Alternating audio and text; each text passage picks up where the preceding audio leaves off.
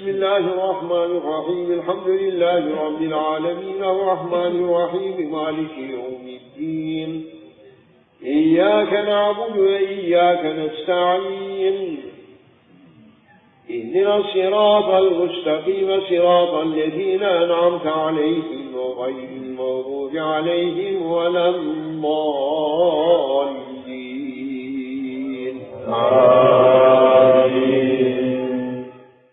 History of the Saints of the Golden Chain.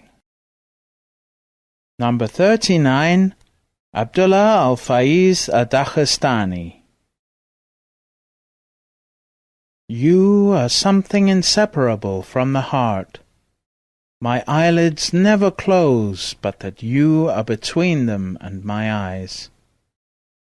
Your love is part of me like the soul's internal speech. I cannot breathe except you are in my breath, and I find you coursing through each of my senses. Abul Hassan Sumnan. The red sulphur among the saints, the crystal lamp of this universe and its foundation. He was supported by steadfast faith. A knower of the hidden meanings of the Holy Quran, he was the key to its secret, enlightened with the pure essence of the truth. He had enormous experience in the way of his predecessors. Sufism was his blood. Prophet Muhammad was his heart. The divine presence was his soul. He was the luminary of knowledge for human beings in his time, owner of the perfect characteristics and controller of his active self. He was the ocean of wisdom for all human beings to sail upon and reach their appointed shore unscathed. The earth shone with a brilliant new light when he was born. People ran to his door to find through him the happiness of this life and the hereafter. He was an ocean of instruction, whose waves crashed roaring on the divine shore. He left the erudite perplexed with his superior knowledge, and he was the greatest of all ascetics ever seen or read about. He gave selflessly from his spirit to quench the thirst of the spiritual and the physical worlds. He was a galaxy by himself, garlanded with suns and stars of various size and color, bringing a different light to each individual. He wore the crown of God's divine love, and from him people sipped the longed-for honey of divine secrets. He never left a person without reaching and raising him with his spiritual breath. The darkness of ignorance disappeared in the illumination of his knowledge. He was nursed from the breast of the station of the arch-intercessor, whose throne he ascended later in life. He was a reviver of religion in his time. His reputation for wise counsel and guidance spread over the earth. Kings stood at his door. Scholars sought his disclosures.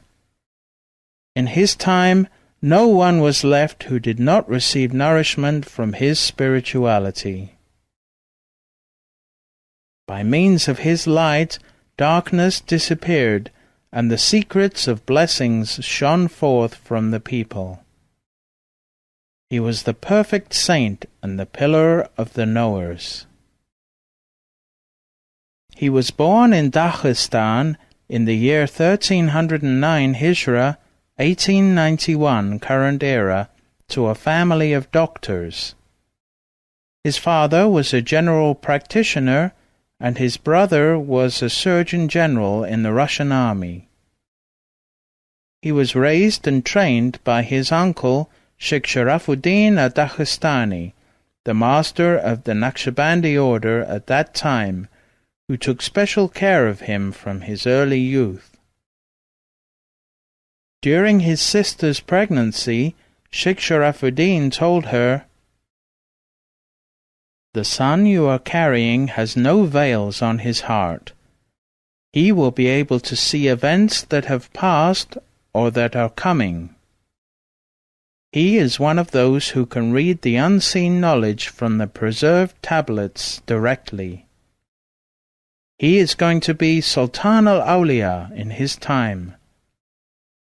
He is going to be called, among the saints, the leader of the community of Muhammad. He is going to perfect the ability of being with God and being at the same time with people.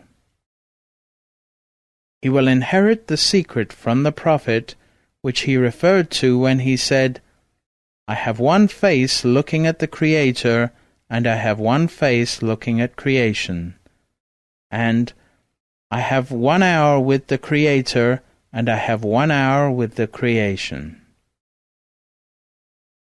When you give birth to him, call him Abdullah, because he will be carrying the secret of servanthood. He will spread the order back to the Arab countries. Through him, his successor will spread the order in Western countries and in the Far East. You must be careful with him. I am asking that when he reaches the age of 7, you give him to me to raise and to be under my guardianship." On the 12th of Rabi al-Awwal, a Thursday, his mother Amina gave birth to her son, whom she named Abdullah. When she gave birth to him at around midnight, no one was with her. His father was busy and his brother was away. She said that when she was delivering him, she saw a vision in which 2 ladies came to her. One was Rabi al-Adawiyah, and the other was Asiya, Pharaoh's wife, who believed in Moses. They helped her in giving birth. After a while, the vision disappeared and she saw a baby come forth. At that moment, her husband arrived and helped her deliver her son. His parents never heard him cry. In his childhood, at the age of 1 year, they often saw him with his head on the floor in prostration. His mother, family, and neighbors were astonished at this. He spoke at the age of 7 months and was able to make himself understood clearly. He was unlike most children in other respects as well. He would often be seen moving his head from right to left while voicing the divine name. At the age of 3, he used to tell visitors about their future. He would know their names without being familiar with them or being told. He astonished the people of his country. People used to come to visit his parents' home in order to see this remarkable child and to hear him speak. By the age of 7, he was learned in the Quran. He used to sit with his uncle, Sheikh Sharafuddin, and answer the questions people put to him. His answers were always very clear on matters of the divine law, although he had never studied jurisprudence. He would recite the supporting evidences from the Quran and the traditions without ever having studied the science of traditions. This caused people to be more and more attracted to him. His father's house was always full of visitors coming to ask him about their problems, difficulties, and daily affairs. He would answer them and predict their outcomes. He became so famous at the age of 7 that if anyone in his village wanted to marry, they would first go to him to ask if the marriage was destined to succeed. More than that, they would ask if the marriage was according to the will of God, as mentioned in the preserved tablets. The scholars of his time verified his decisions and accepted his jurisdiction. Knowers in his time were so fascinated with his knowledge, although he was only 7 years of age, that they would come from afar to hear the spiritual knowledge that flowed from him like a fountain. His uncle asked him how he was able to speak so effortlessly and endlessly. He answered, "O my uncle, it comes to me as words written right in front of me from the divine presence. I only have to look and read what is written." He used to discuss subjects of deep knowledge that had never been spoken of before. At the age of 7, he said to the spiritual masters of wisdom of his time, "If I speak what has been put into my heart of divine knowledge, even saints will cut my throat." He was extremely meticulous in keeping the prescriptions of the divine law. He was the first to appear for prayer in the mosque 5 times a day. He was the first to be present for dzikir. He was the first to be present in the meetings of scholars. He was the first to be present in the spiritual gatherings. He acquired fame for healing sick people by recitation of Surah al-Fatiha. Many people were brought to him with different kinds of sicknesses. He would read Surah al-Fatiha and blow on them, and they would be healed. He had a tremendous power for healing even people who were far away. People would come to him and ask for help for parents or a wife or someone else who was sick and unable to come to him. He would read one Fatiha and send it for them. They would be instantly cured from any distance. Healing was one speciality from among his endless specialities. Speaking about himself. I am a descendant of Miqdad ibn al-Aswad, whom the Prophet used to appoint as his deputy whenever he left Medina on an expedition. I inherited, like my uncle, the 5 marks of the blessed hand of the Prophet, which he had placed on the back of my blessed grandfather, Miqdad ibn al-Aswad. From that birthmark shines a special light.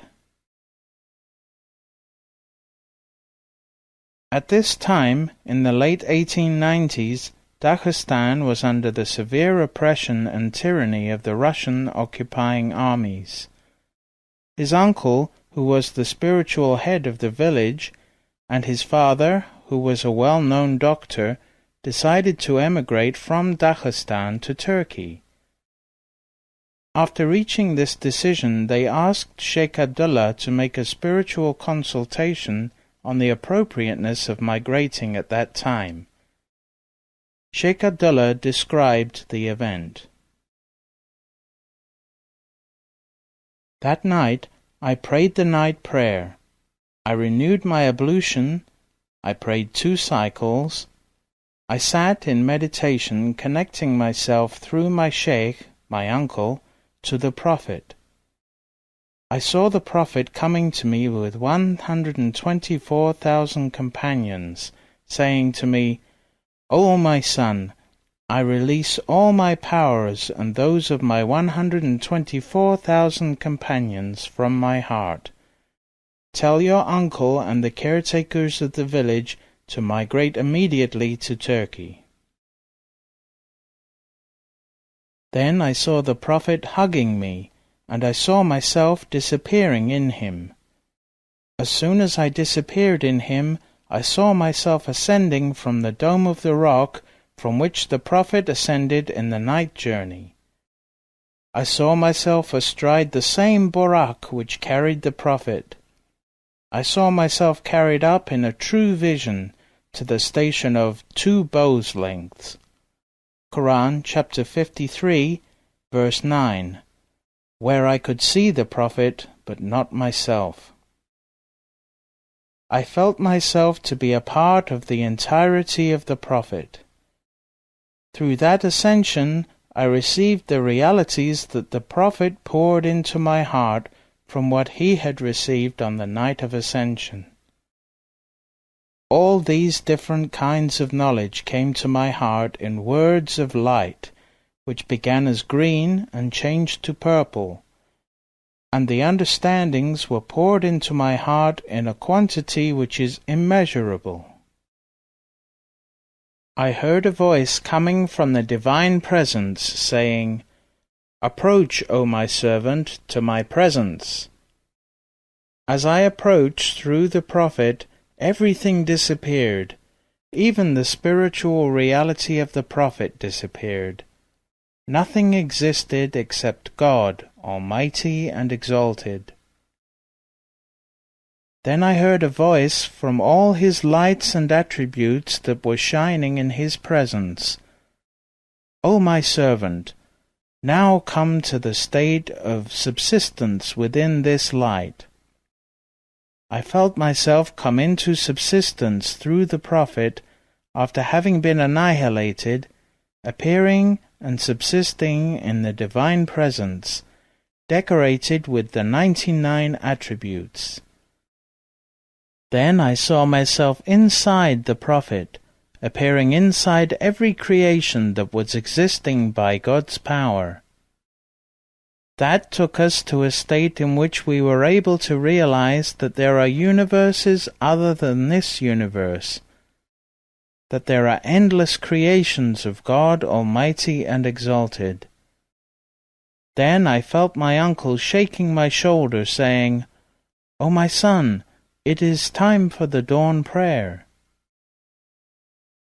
I prayed the dawn prayer behind him, and more than 300 people from the village prayed in congregation with us.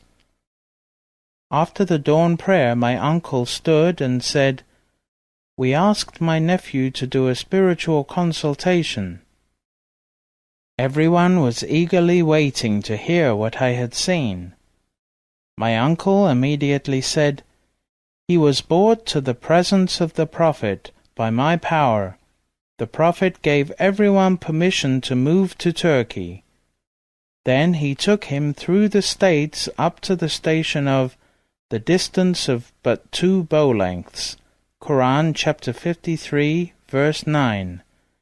Then he took him to a station in which he opened to him a vision of knowledge that has never been opened to any saint before, including myself. His ascension was a means of instruction for past and present saints, and a key to open a gigantic ocean of knowledge and wisdom. I said to myself, my uncle was with me in that vision, and it was with his power that I received that vision. Everyone in the village began to prepare for the emigration. We moved from Daghestan to Turkey on a trip that was full of difficulties, caused both by the Russian soldiers and by highwaymen who killed without the slightest provocation. Near the border with Turkey, we were traveling through a forest which was known to be filled with Russian soldiers. It was time for the dawn prayer. My uncle said, "We will perform the dawn prayer and then we will cross the forest." We offered the dawn prayer and began moving. Sheikh Sharafuddin said to everyone, "Stop." He asked for a cup of water. Someone handed him a cup of water, and he read on it from Surah Yasin. "And we have set a barrier in front of them and a barrier behind them, and we have enshrouded them in veils so that they cannot see." Quran chapter 36, verse 9. Then he recited, "God is the best protector, and He is the most merciful of those who show mercy." Quran chapter 12, verse 64. As he was reciting these verses, everyone felt something come to their hearts. I saw all the emigrants trembling. God gave me a vision at that moment so that I could see that we were surrounded by the Russian army on every side. I saw that they were shooting at anything that moved, even a bird. Then I saw that we passed by, and that we were safe. We were crossing through the forest, and they heard no sound of our footsteps or our animals. We arrived safely at the other side of the border. That vision ended as Sheikh Sharafuddin finished reciting. He cast the water ahead of us, and he said, "Move now, but do not look behind." As we moved on, we could see the Russian soldiers on every side, yet it was as if we were invisible. We moved for 20 miles through that forest. It took us from morning until after the night prayer. We did not stop except to pray, and we were invisible to everyone. We heard the Russian army shooting at people, birds, animals, and anything that moved, but we passed undetected and unscathed. We were the only people who were safe. We exited the forest and crossed over into Turkey. We traveled first to Bursa, where Sheikh Sharafuddin established his home for 1 year. After that, he moved to Rashadia, joining his uncle Sheikh Abu Muhammad al-Madani, where they established a village for Daghestani emigrants. It was located 30 miles from Yalova, which is on the Marmara coast, around 50 miles from Bursa, and about 60 miles from Adapazar. There he built the first mosque in that village. Next to it he built his own house. All the emigrants busied themselves with building their houses. My father and mother built a house adjacent to the house of Sheikh Sharafuddin. When I reached the age of 13, Turkey was under the attack of the British, French, and Greek armies. The Turkish army was conscripting everyone, even the children. They wanted me to go and join the army, but my uncle, who had a good relationship with Sultan Abdul Hamid, refused to send me. My father died, and my mother was alone, so I had to work to support my mother. When I reached 15 years of age, Sheikh Sharafuddin told me, "My son, now you are mature and an adult, and you have to marry." I married at the very young age of 15 years and lived with my mother and my wife. His first seclusion and spiritual training. Sheikh Sharafuddin raised and trained Sheikh Abdullah with intensive spiritual discipline and long hours of dhikr. 6 months after his marriage, he was ordered to enter seclusion for 5 years. He said, "I was a newlywed of only 6 months when my sheikh ordered me to enter seclusion for 5 years. My mother was so unhappy she went to complain to my sheikh, who was her brother, about it. My wife was also unhappy, but my heart never complained. On the contrary, my heart was completely happy to enter the seclusion I desired so intensely. I entered the seclusion, though my mother was crying and saying, 'I have no one except you. Your brother is still in Russia, and your father has passed on.' I felt pity for my mother, but I knew it was an order of my sheikh, and that it was coming directly from the Prophet. I entered that seclusion with orders to take 6 showers every day with cold water, and to keep all my obligations and daily devotional practices, wird and dhikr.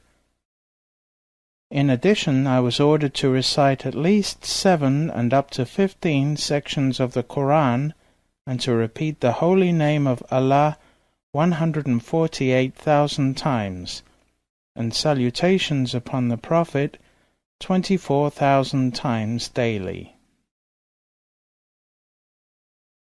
There were many other practices as well, all to be performed in a focused and meditative state. I was in a cave, deep in a large forest, high on a snow-covered mountain. One person was assigned to serve me with 7 olives and 2 ounces of bread every day. I entered that seclusion when I was 15.5 years old. When I emerged from that seclusion at 20 years of age, I was very thin, weighing only 100 pounds. What was unveiled to me of experiences and visions cannot be expressed in words. When I entered the seclusion, I said to my ego, "O my ego, even if I am going to die, I am not going to leave this seclusion. You must know that. Do not try to change my mind or to cheat me."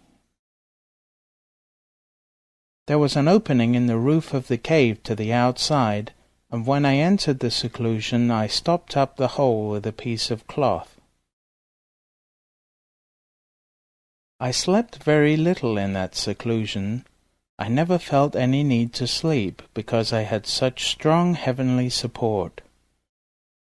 One time I had a vision of the Prophet in seclusion in the cave of Hira. For 40 days I sat behind him and never slept, but continued in that state. As I was reciting dhikr one night after midnight, a huge storm raged on the mountain. I could hear that storm felling trees, pouring rain, and finally snow. It was very cold, and nothing made me warm except the heat of my dhikr.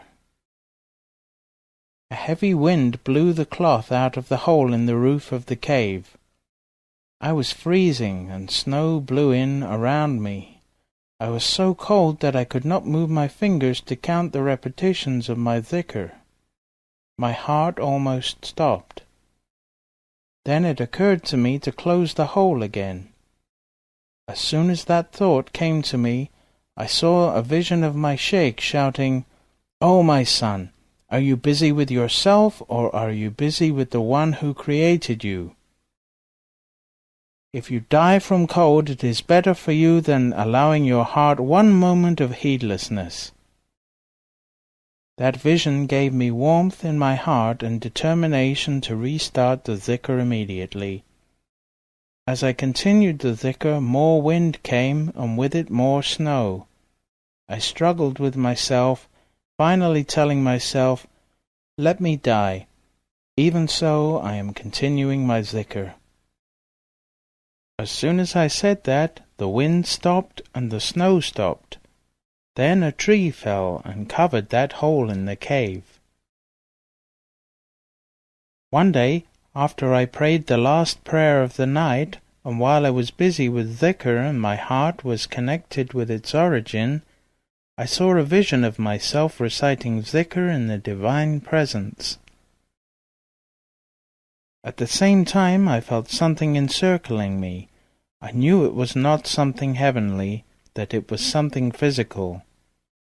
I remembered the saying of the Prophet, "Nothing puts fear in my heart except the fear of God."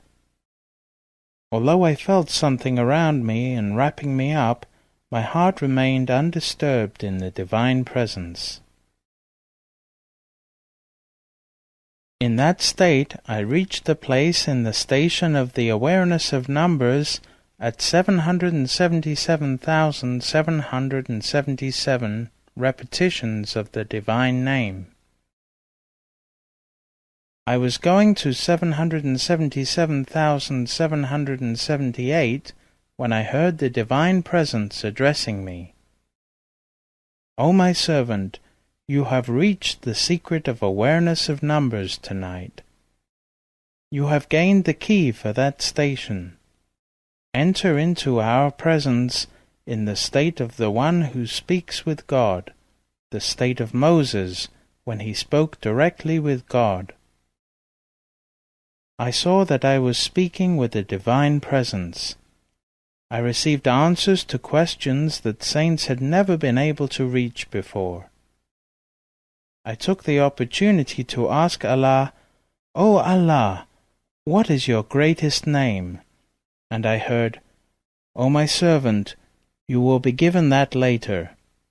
Then that vision disappeared, and it was time for the dawn prayer. Before each prayer, I was obliged to take a cold shower. There was, of course, no running water, so I had to use melted snow to shower. As I was about to stand up to wash for prayer, I found that facing me was the head of a snake, which had encircled me completely. Its head was poised so that any movement out of fear would cause him to strike me. I did not give that snake any importance. I knew if I felt any fear it would attack. So in my mind I made it to be non-existent.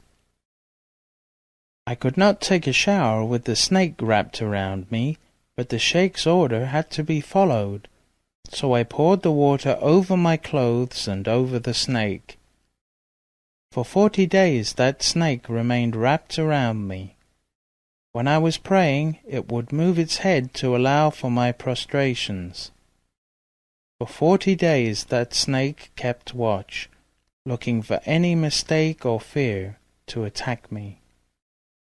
This test from my Sheikh, to see if I had any fear of anything but God, finally ended, and that snake began to unwind itself from around me. It sat for a while in front of me, then it disappeared. Syech Abd Allah spent 5 years in that particular seclusion, which ended when he was 20. When he emerged, he was eligible for military conscription. This time he went into the army. His ascension. He describes an incident which happened to him during his service in the Ottoman army. "I saw my mother for only 1 or 2 weeks. Then they took me to the battle known as Safar Barlik in the Dardanelles. One day there was an attack from the enemy, and about 100 of us were left behind to defend a frontier. I was an excellent marksman, able to hit a thread from a great distance. We were unable to defend our position and were under fierce attack. I felt a bullet strike my heart, and I fell to the ground, mortally wounded. As I lay dying, I saw the Prophet coming to me. He said, 'O my son, you were destined to die here, but we still need you on this earth in both your spiritual and physical form. I am coming to you to show you how a person dies and how the angel of death takes the soul.' He presented me with a vision in which I saw my soul leaving my body, cell by cell, beginning from the toes. As the life was withdrawing, I could see how many cells are in my body, and the function of every cell, and the cure for every sickness of each cell, and I heard the dhikr of every cell. As my soul was passing away, I experienced what a person feels when he dies. I was brought to see the different states of death, painful states of death, easy states of death, and the most blissful states of death. The Prophet told me, 'You are from those who pass in a blissful state of death.' I was enjoying that passing so much because I was going back to my origin, which made me comprehend the secret of the Quranic verse, 'To God we belong, and to Him is our return.' Quran chapter 2, verse 156. That vision continued until I experienced my soul departing on the last breath. I saw the angel of death come, and I heard the questions he would ask. All the kinds of vision that appear to the dying I experienced, yet I was alive during that experience, and this enabled me to understand the secret of that state. I saw in that vision my soul looking down on my body, and the Prophet was telling me, "Come with me." I accompanied the Prophet. He took me to a vision of the 7 heavens. I saw everything he wished me to see in the 7 heavens. He raised me to the station of truthfulness, where I met all the prophets, all the saints, all the martyrs, and all the righteous. He said, "O my son, now I am going to take you to see the tortures of hell." There I saw everything that the Prophet had mentioned in the traditions about the tortures and punishments of that place. I said, "O Prophet, you who were sent as a mercy for human beings, is there not any way for these people to be saved?" He replied to me, "Yes, my son, with my intercession they can be saved. I am showing you the fate of those people if I did not have the power to intercede for them." The Prophet said, "O my son, now I will return you to earth and to your body." As soon as the Prophet said that, I looked down and saw my body, looking somewhat swollen.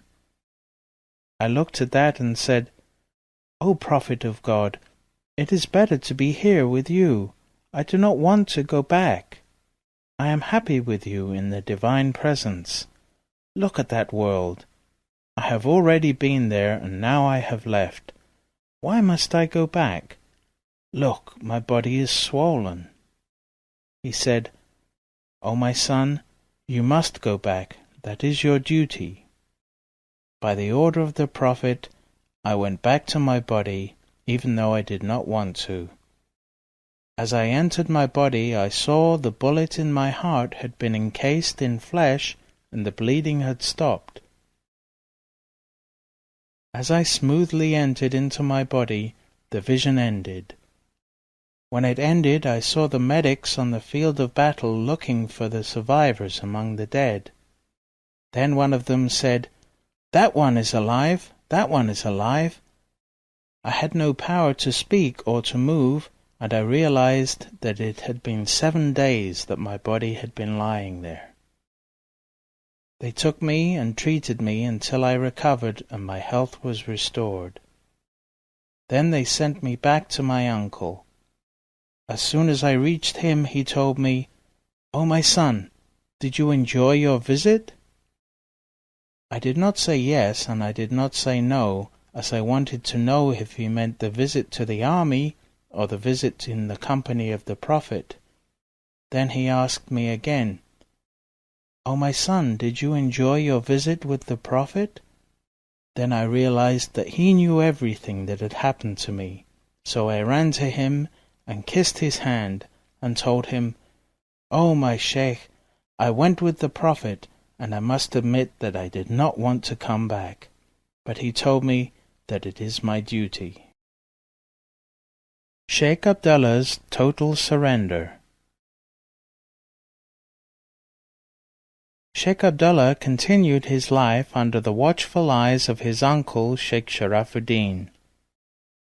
He advanced ever higher in spiritual knowledge. One day, Sheikh Sharafuddin was sitting in a gathering of 300 scholars, both religious and spiritual. They were there to discuss matters of importance to their spiritual life. They were sitting on a hill near his mosque. Syech Abd Allah came up the hill towards the gathering. Some of the scholars said to Sheikh Sharafuddin, "We are astonished at the great importance you give to that child." The Sheikh replied, "Look at him. He is coming to see me. If a little child of 7 were to come to him and say, 'Your Sheikh is sending you a message that you must go to Mecca,' even if I had not sent that child, Abdullah would immediately accept and do what that child says.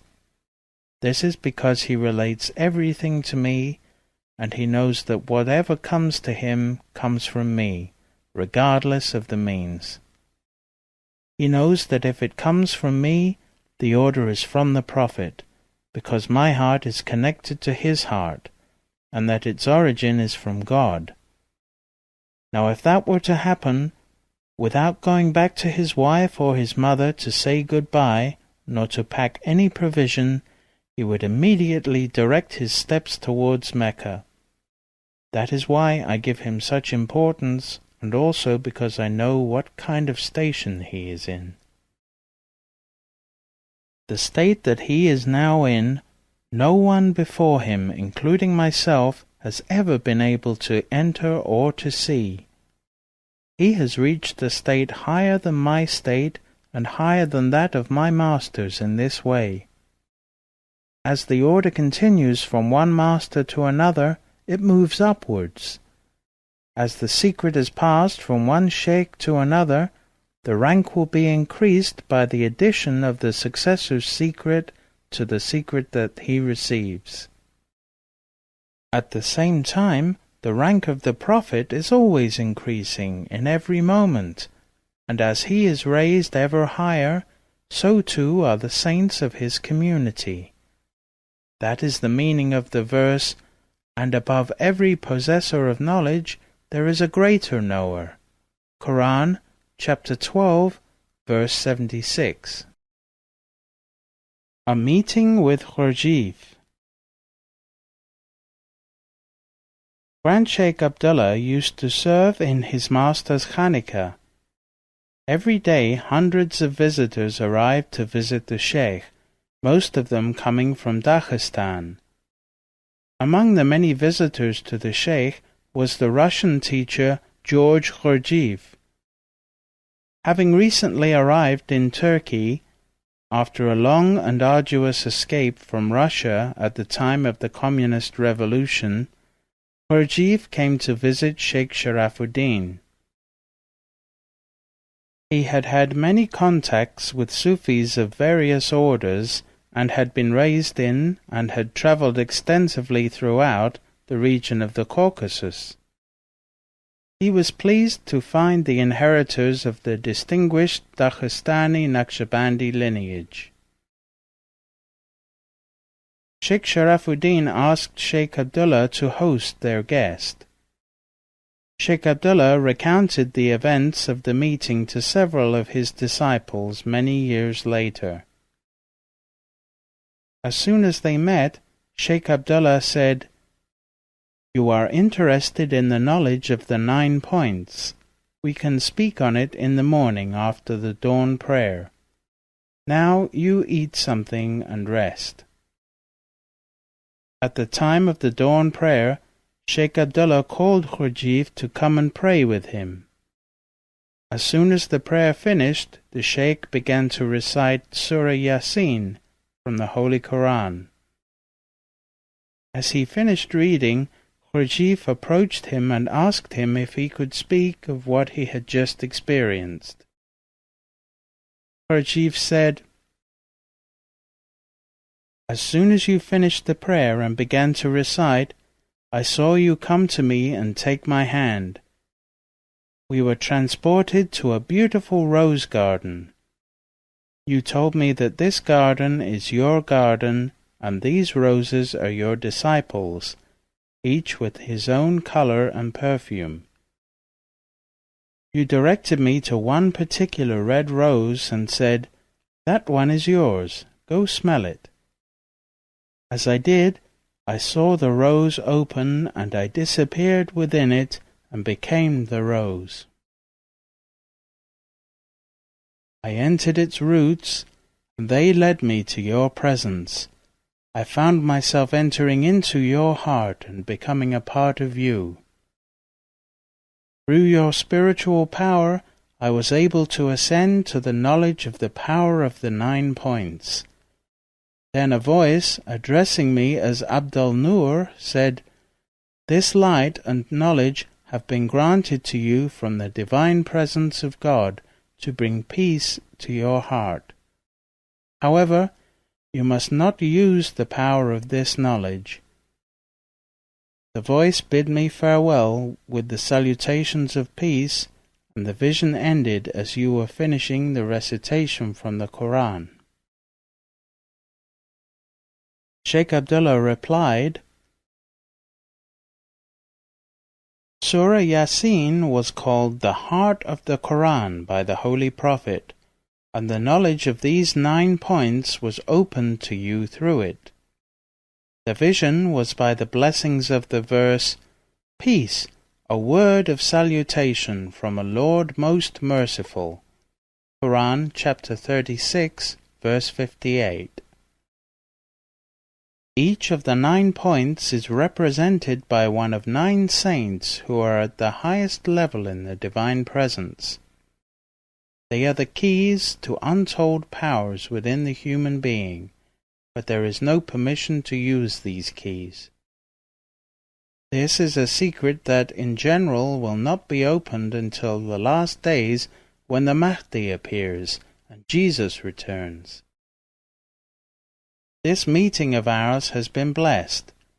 Keep it as a secret in your heart and do not speak of it in this life. Abdul Nur, for that is your name when you are with us, you are free to stay or go as your responsibilities allow. You are always welcome with us. You have attained safety in the divine presence. God bless you and strengthen you in your work. His states and discourses after his second seclusion. At 30 years of age, Syech Abd Allah was ordered to enter a second long seclusion for 5 years. During that seclusion, many visions and states were granted to him which are impossible to describe within the scope of this book. After he completed this second seclusion, the power of his spiritual attraction increased. He became so renowned that even during his Sheikh's lifetime, people used to come from everywhere to learn from him. Selected discourses. I do not speak to you about any station, manifestation, or rank without my having already entered that station or position and experienced that manifestation. I am not like many others. I do not speak separating my sight from my heart, enumerating the stations for you, without knowing their reality. No. First of all, I followed that path and saw what it was. I learned those realities and secrets which may be found along it. I worked my way along it until I obtained the knowledge of certainty, the eye of certainty, and the truth of certainty. Only then do I speak to you, giving you a tiny taste of what I have tasted, until I am able to make you reach that station without tiring you and without difficulties. There are 5 stations of the heart: Qalb, Sir, Sir Asir, Khafa, and Akhfa. Qalb is the heart. Sir is the secret. Sir Asir is the secret of the secret. Khafa is the hidden, and Akhfa is the most hidden. The secret of this order is based on these 5 subtle stations of the heart. Latif. Latifat al-Qalb, the stage of the heart, is under the authority of Adam because it represents the physical aspect of the heart. Latifat al-Sir, the station of the secret, is under Noah because it is the vessel which is saved from the ocean of darkness, from the flood of ignorance. Latifat Sir Asir, the station of the secret, is under 2 prophets, Abraham and Moses, who represent God's divine presence on earth.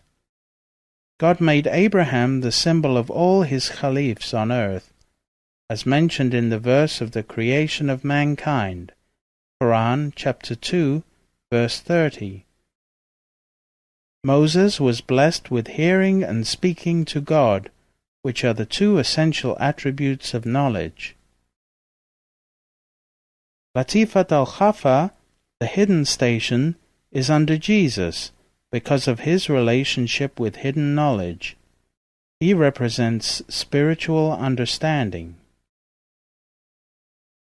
Latifat al-Akhfa, the most hidden station, is under the reality of Muhammad, because he was granted a station high above that of all other prophets and messengers.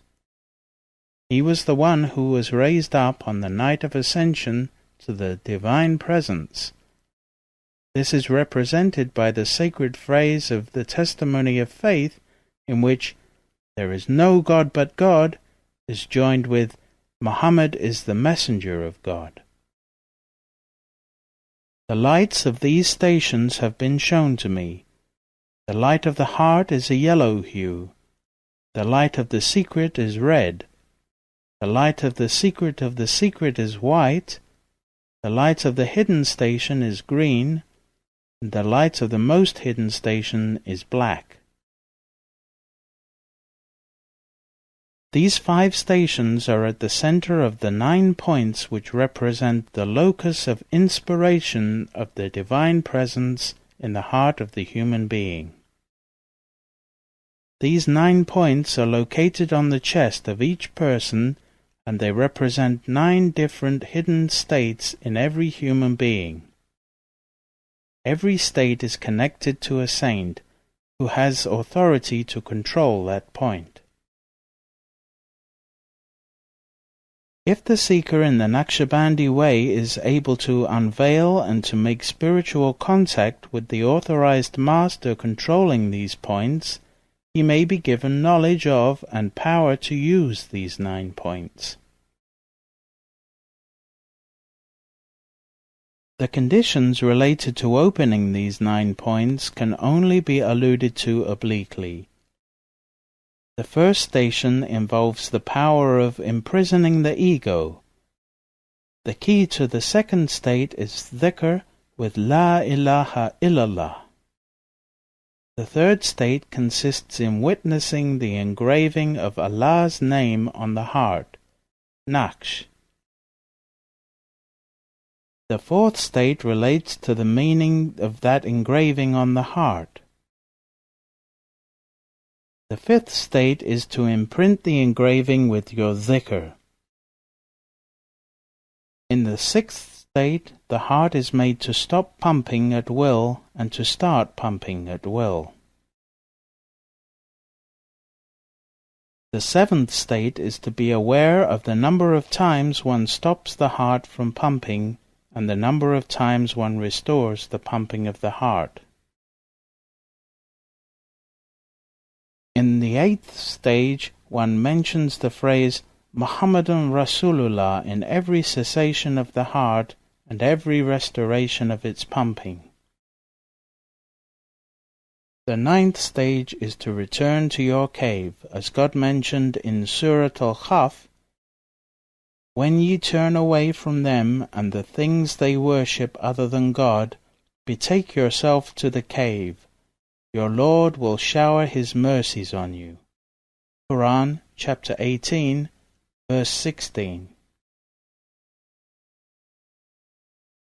The cave is divine presence.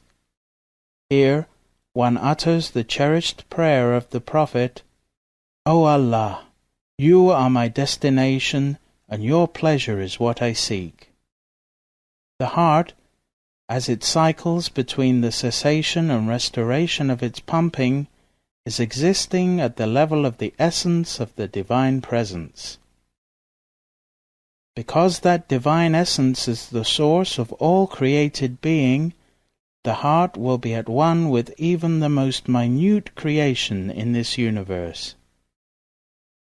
The heart which has reached the secrets of the 9 points will be able to see everything, hear everything, know everything, taste everything, sense everything, until he will be the ears with which he hears, the eyes with which he sees, the tongue with which he speaks, the hand with which he grasps, and the feet with which he walks.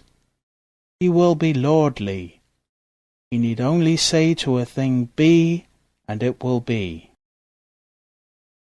Sheikh Sharafuddin's will.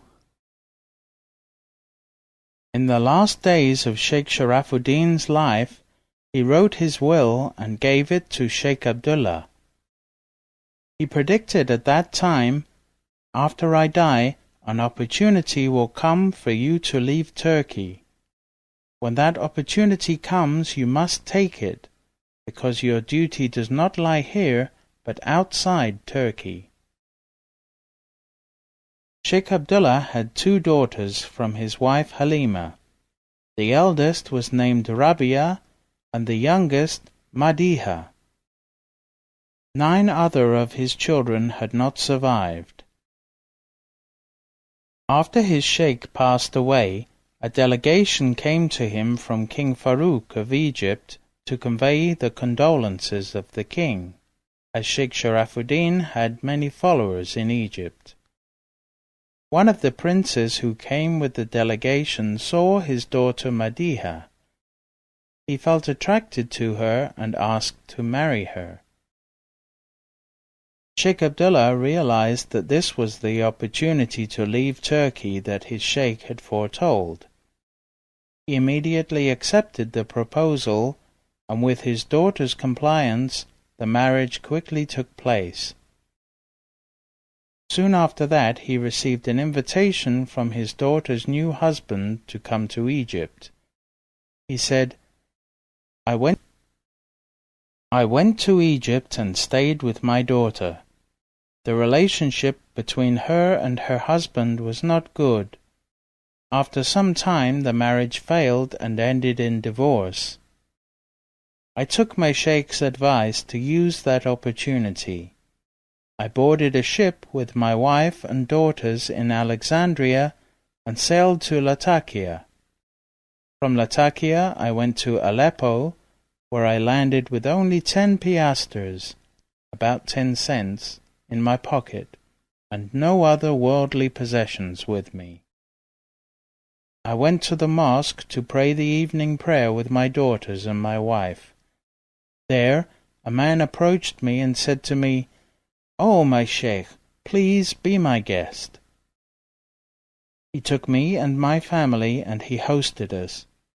I consider this to be one of my sheikh's miracles, which took us from Turkey to Egypt to Aleppo, where God opened a door for us. He stayed some time in Aleppo, where people were honored to have him.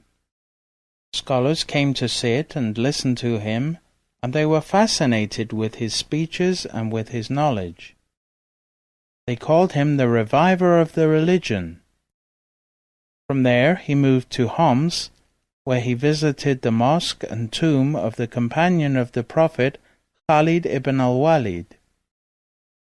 He stayed briefly in Homs. He moved to Damascus, in the Maidan district, near the tomb of Sa'd-ad-Din Jabawi, a saint from the family of the Prophet. There he established the first Zawiya for the branch of the Naqshbandi order which had gone to Daghestan. With him, the golden chain of the Naqshbandi order which had gone from Damascus under Sheikh Khalid to Daghestan with Sheikh Ismail and his caliphs, now returned to Damascus. His 2 daughters were married. Rabia had 4 children, 3 girls and 1 boy. Madiha was married to Sheikh Tawfiq al-Hibri, one of the great Islamic scholars of Lebanon. Soon, people began to crowd into his Zawiya. They arrived there from all over the city, Sufis, government people, businessmen, and common people. Disciples were coming every day to sit at the door of his Khanika. Daily food was served to hundreds, many of whom also slept there. Then he received a spiritual order to move to the mountain of Khasiyun. It is the highest point in Damascus, from whose vantage the entire city can be viewed. With the help of his two senior disciples, Sheikh Muhammad Nazim Adil and Sheikh Hussein Ali, he built a house. This house and the mosque next to it still stand, and the mosque is the site of his tomb. He saw in a vision while he was building the mosque that the Prophet, with Abu Bakr as-Siddiq, Ali, Shah Naqshband, and Ahmad al-Faruqi came and put posts to mark the shape and location of the walls of the mosque. As soon as the vision ended, the markers were visible and everyone present saw them.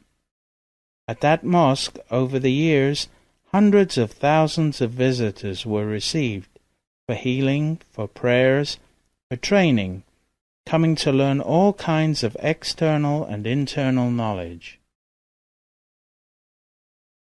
Many times he was ordered by the Prophet to go into more seclusions. These seclusions varied in length from 40 days to 1 year. He went into over 20 seclusions during his lifetime. Some of these seclusions were made in Damascus, some in Jordan, some in Baghdad at the tomb of Abdul Qadir Jilani, and many were in Medina. With each seclusion, his spiritual power and rank were amplified. One time he sent a message via Mawlana Syech Nazim to Sharif Abdullah, who was the king of Jordan and one of his disciples, telling him, "Do not go and pray in congregation, especially on a Friday, because I had a vision that you will be killed." That message was given to Sharif Abdullah, but he did not heed the warning. The next week he was killed as he left from the Friday congregational prayers. Years later, a cousin of ours was caught by accident in gunfire in Beirut. He was taken for emergency surgery. We went to visit our Grand Sheikh, terrified for our cousin's condition. As soon as we walked in and before we could speak, he said to us, "Go back. It was written that he would die, but with my prayers he will live. The operation he is going through will succeed." When we returned, our cousin was in a coma, and they were taking him to surgery. We informed his mother of what Grand Sheikh had said to give her hope. The next day our cousin regained consciousness. He said, "I saw Grand Sheikh coming to me and doing surgery on me. That is what saved me." Sheikh Abdullah often talked about foreordained things. He said, "It is known that there are two types of destiny. The first kind of destiny is termed suspended or mutable destiny. It is written on the preserved tablet. This will vary according to will and behavior, cause and effect. All saints can change this kind of destiny for their disciples in order to train them and to influence their destiny by changing their actions and behavior. The authority to change the mutable destiny is given to the sheikhs for their disciples, because they are connected to each other by divine will. The second type of destiny is contained in the mother of the book, as mentioned in the verse, "God blots out or confirms what he pleases. With him is the mother of the book." Quran, chapter 13, verse 39, and is called fixed destiny. Saints never interfere in that fixed destiny, which is in the hand of the Creator. God gave the authority to change the fixed destiny only to the 9 saints who are at the highest level in the divine presence, by permission from the Prophet, who is the first to take that power from God. They control the 9 points of human consciousness related to the different stages of the ascent of an individual on his path to the divine presence.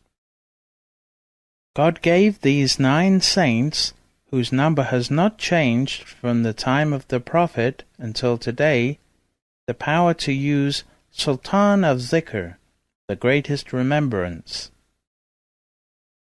Everyone knows that dhikr is primarily the repetition of La ilaha illallah, and that is what is practiced by all Sufi orders, including the Naqshbandi. But the Sultan of Dhikr is a completely different type of dhikr.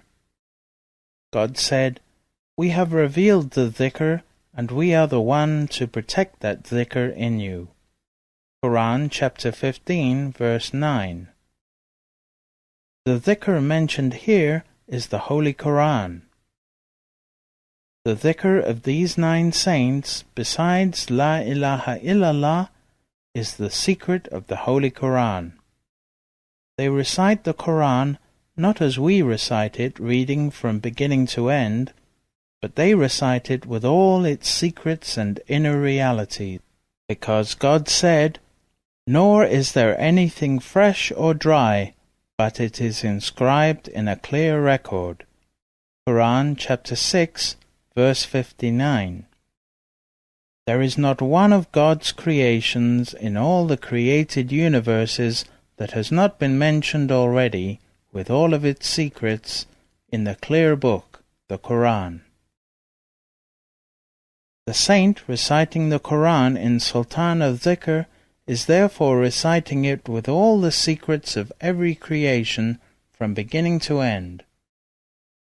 God gave every letter of the Quran, according to the 9 highest masters of the Naqshbandi order. This was the first time that the Sheikh ever mentioned this secret. 12,000 knowledges.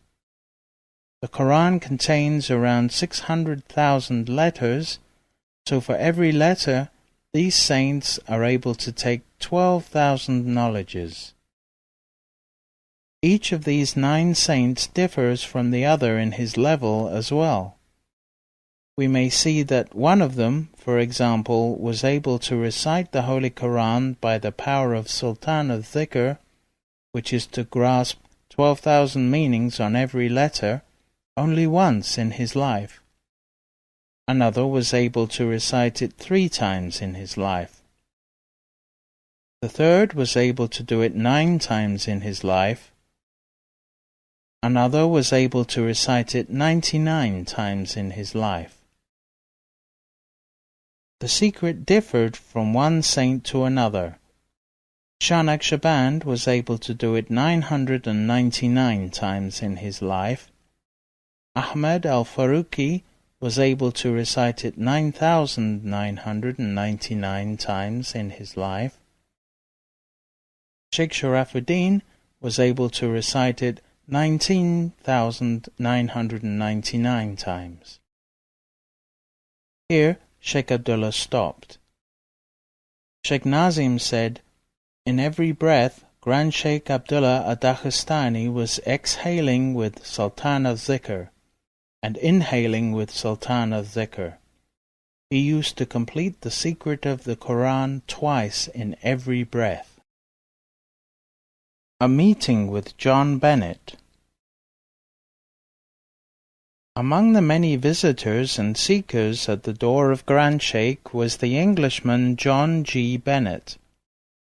In several of his books he recounts the meetings with Sheikh Abdullah. Following is part of his accounts compiled from Concerning Subud and Witness. Bennett writes in Concerning Subud, "Sheikh Abdullah is a true saint in whom one feels an immediate, complete trust." He elaborates in more detail about their meeting in Witness. "The Sheikh was waiting for me on the roof of his house. It was high up above the city, commanding a superb panorama. I felt at ease from the start, and very soon I experienced a great happiness that seemed to fill the place. I knew that I was in the presence of a really good man." After the usual salutations and compliments of the excellence of my Turkish, he astonished me by saying, "Why did you not bring the lady sister who is with you? I have a message for her as well as you." It seemed unlikely that anyone could have told him about Elizabeth. We had walked straight to his house, and the Daji, my guide, had left me at the door without speaking to anyone.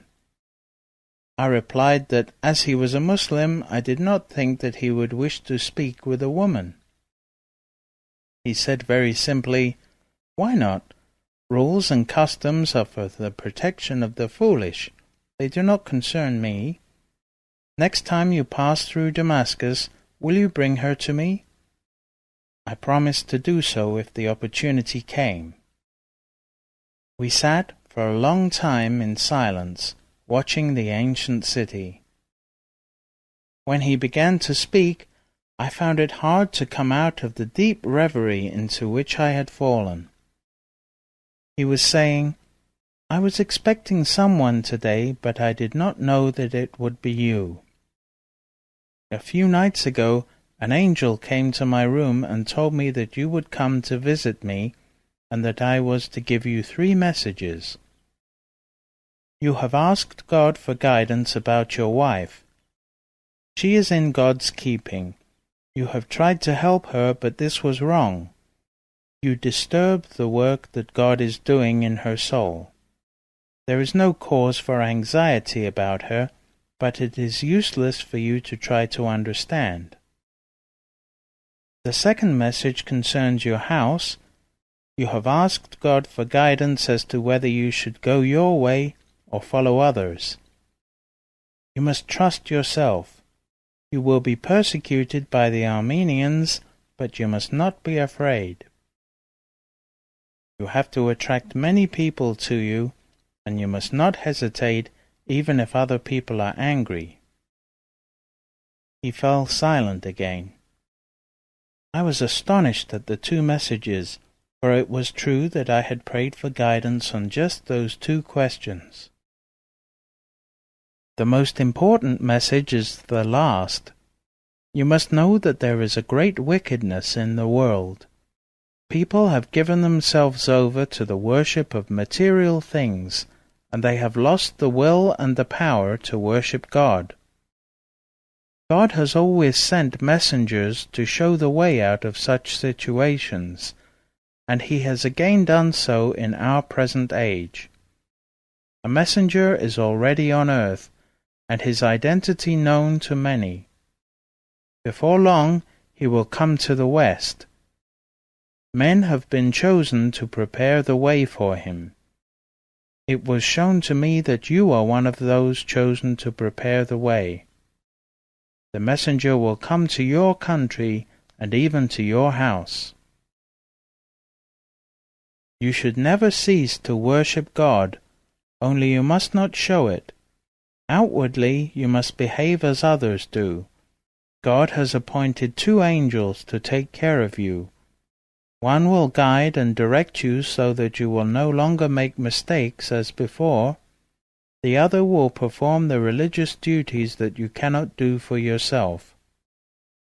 I advise you to frequently repeat in your heart the words La ilaha illallah, which means surrender to God alone. When I said that this was the Muslim profession of faith, he replied that it is as much Christian as Muslim, for the foundation of all religion is that man should not follow his own will, but the will of God. His passing from this life. We observed many wondrous events with our Grand Sheikh. His life was full of beneficent activity. He was always smiling and never angry. He had no income, yet the food was always abundant in his house. How was he supported? Was the question in the mind of everyone. People would show up unannounced until they sometimes numbered 200, but they would find food prepared and ready for them. We always used to wonder, where did that rice and bread and meat come from? I rarely saw him sleep at night. During the day he was always receiving people, and at night he was always sitting in his special room reading Quran, reading Dalail al-Khairat, doing his personal dhikr, or reading praises on the Prophet. He used to pray after midnight until the dawn. He helped the needy as much as he was able, and he sheltered many homeless in his mosque. He served humanity. The tongue is helpless to describe his good manners and good characteristics. One day in 1973 he said, "The Prophet is calling me.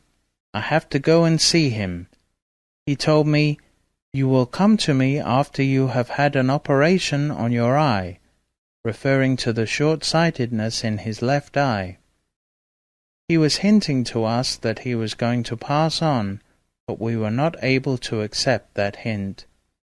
He was alive in us and alive in all those who knew him, even the cats that were always around him." After he went for the eye surgery, he stopped eating. We begged him to eat, but he refused, saying, "I am in complete seclusion because the Prophet is calling me." He would only accept dry bread softened by soaking in water once a day. He said, "I do not want to live any longer. I want to go and join my Prophet and to be with him. He is calling me. God is calling me." This was like a thunderbolt for us, but still we could not believe it. Then he wrote his will and said, "Next Sunday I am going to pass on." It would be the 30th of September 1973, current era, the 4th of Ramadan, 1393 Hijrah. Everyone was shocked and fearful, awaiting that day to see if his prediction would come to pass. It was 10 o'clock on the Sunday that he had predicted, and we were sitting in his room. He said to me, "Feel my pulse." I felt his pulse, and it was over 150. Then he said, "Oh, my son, these are the last seconds of my life. I do not want anyone here. Everyone must leave and go to the big meeting room." There were only 10 of us inside the room. At that moment 2 doctors arrived. One was my brother, and the other a friend. Both were surgeons. Grand Sheikh did not allow anyone other than family in the room. We heard his daughter cry out, "My father has died! My father has died!" We all ran into the room, and we saw that Grand Sheikh was not moving. Quickly my brother took his pulse and his blood pressure, but they were not detectable. He ran hysterically to the car to get a syringe with medicine, returning minutes later. He re-entered in the same manner, wanting to inject the sheikh in his heart to try and restart its pumping. The other doctor said, "What are you doing?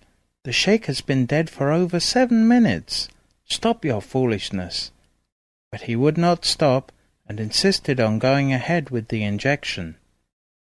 Then Grand Sheikh opened his eyes, put his hand up, and said in Turkish, "Borak," which means stop. Everyone was shocked. They had never heard the dead speak before. I will never forget this in all my life.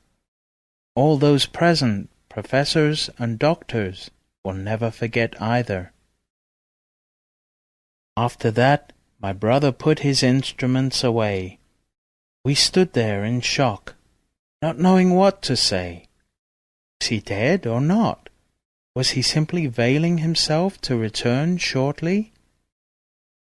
That is the secret God gives to His lovers and saints who travel in His kingdom, in His love, in His secrets. It was an unforgettable day. The news of his passing was like a tremendous tornado. Whirling through Damascus, Aleppo, Jordan, Beirut, people came from everywhere to him for one last look. We washed him, and from his holy body came a very beautiful smell. We prepared him for the funeral prayers and for burial the next day. All the scholars of Damascus attended his funeral. 400,000 people came to his funeral prayers. People were lined up from his house to the mosque of Ibn Arabi, where his body lay in state. When we returned to his home after the funeral prayer, we saw the coffin gliding over the heads of people without any help from anyone, moving to his mosque for its burial. It had taken us 3 hours to walk back from the mosque of Muhyiddin ibn al-Arabi to Grand Sheikh's mosque, a trip which normally takes 20 minutes because of the huge crowd in the streets. Everyone was crying. They did not want the Sheikh to be buried. No one could believe it, and no one could accept it. It was enough to make us remember the state of the companions when the Prophet passed away. We understood why Omar, Uthman, and Ali could not accept that the Prophet had passed away. We underwent that same state and wondered how Abu Bakr could have borne those feelings. All the government officials and scholars were at the mosque waiting to bury him. A message was delivered to the Imam from out of the blue saying, "Do not bury Grand Sheikh until Sheikh Nazim arrives." No one could believe it, as there had been no way to contact Sheikh Nazim, who was in Cyprus. There was no phone, no fax machine, and even a telegram would have taken 2 days. No one accepted that the message was real. But for the love of our Sheikh, we were happy to postpone his burial and insisted to wait until Sheikh Nazim arrived. It was Ramadan. Everyone was fasting. The scholars and the crowd grew restless. People said they wanted to go. We told them they were free to go if they wanted, but that we must wait. After some time, most of the people left, and only the most sincere followers of the Sheikh remained. Shortly before sunset, Sheikh Nazim was seen climbing the stairs. How he arrived so quickly, no one knows. It remains a mystery to this day. Sheikh Nazim brought Grand Sheikh's body back into the mosque and prayed the funeral prayer for him again. He buried him with his own hands. When he lifted the shroud from his face, we smelled the sweet perfume of sandalwood, amber, and musk, the like of which we had never smelled before. Then Sheikh Nazim asked us all to go out and to prepare to break the fast. Only my brother and I stayed watching from the window to see what was happening inside. He stood at the head of the grave as if in prayer. Then, in the blink of an eye, Sheikh Nazim disappeared. This event added an extraordinary surprise to our previous surprises. There were no words to express our feelings.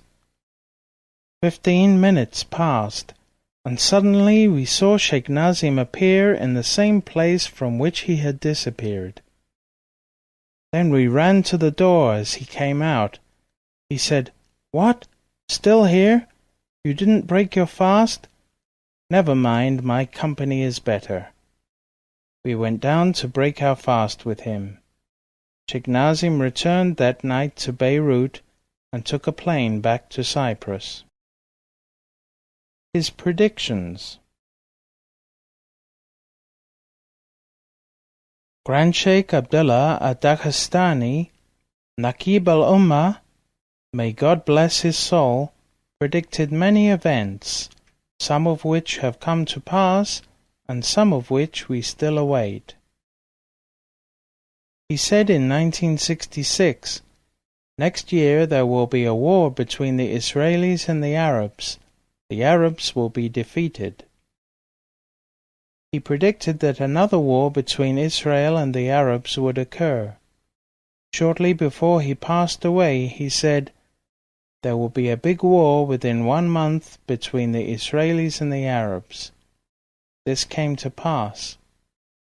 On the 3rd of October, 3 days after his passing, the Arabs and the Israelis entered another war. One time, Grand Sheikh's daughter, Madiha, was considering buying a house with her husband in Beirut, and Grand Sheikh said no. She insisted, but he still said no. She continued to insist, but he was adamant and said, "Beirut is going to be full of bloodshed. Every house is going to be affected by that bloodshed, and no one will escape its touch." He mentioned this in 1972, and it began to happen in 1975. He told us before he passed away, "I see you in Tripoli, in the north of Lebanon." This was his way of suggesting that we move away from Beirut. He said, "I see England entering Islam." He predicted that a royal family in Europe is going to support Islam because in their bloodline is the blood of Arabs. This will draw them into spirituality and arouse in them an interest in many faiths and draw them towards the divine presence. On a related matter, he said, "When John Bennett met me and bore witness that God is one and Muhammad is the messenger of God, he asked what he could do. I told him to keep his testimony secret. Thereby he was able to bring many people in his homeland of England to bear witness and to interest them in spirituality." China is under the authority of a great saint who will be one of the greatest saints in the time of Mahdi and Jesus. His name is Abdul Rauf al-Yamani. Through his influence, China will sign an agreement with the West not to use its nuclear weapons. China will split into many different small countries. There will be problems in the Far East, in the Korean Peninsula, and a great power will intervene to stop that conflict. A non-Arab Middle Eastern country will attack the Persian Gulf area, which will put the whole world into fear that the source of petroleum will be cut off. He said, "Cairo is going to sink underwater."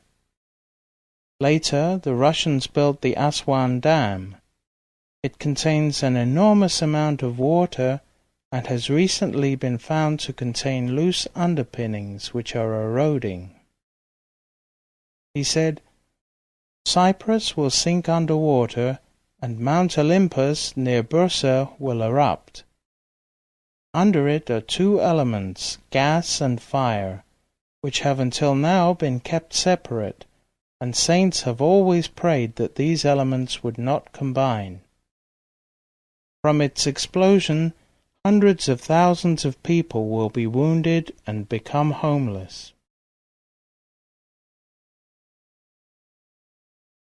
There will be a war in the Gulf area where a huge fire will arise and involve the rest of the world. Germany and England will lead the whole of Europe. In Germany there is a saint assigned by Mahdi and Jesus who is to raise and train the people in spirituality. That saint is hidden, but he is among them. There will be a big change in the approach of Arabs to politics, and one powerful regime is going to change to a better way of government.